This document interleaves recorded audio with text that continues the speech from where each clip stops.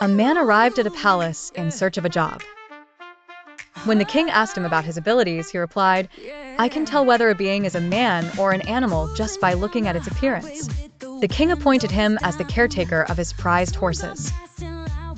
A few days later, the king inquired about his most expensive and favorite horse, to which the caretaker said, "It is not purebred."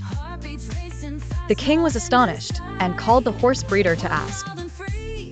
The breeder explained, "The horse is indeed purebred, but its mother died right after giving birth. So it was raised on cow's milk." The king summoned the caretaker and asked how he knew the horse was not purebred.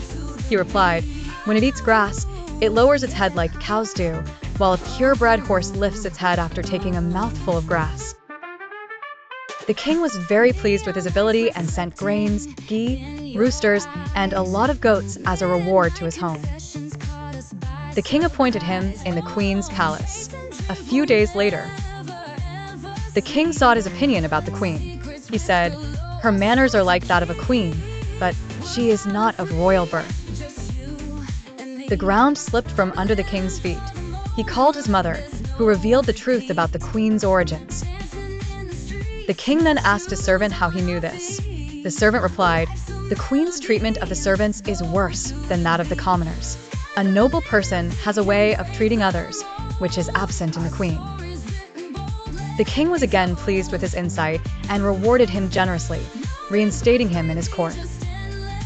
Some time later, the king asked him about himself. The caretaker said, "If you promise to spare my life, I will speak the truth." The king promised, and he said, "You are neither the son of a king, nor do you behave like one." The king was furious, but he had promised to spare his life. The king went straight to his mother, who said, "It is true, you are the son of a shepherd. You were not our child, so we adopted you." The king asked the servant how he knew this.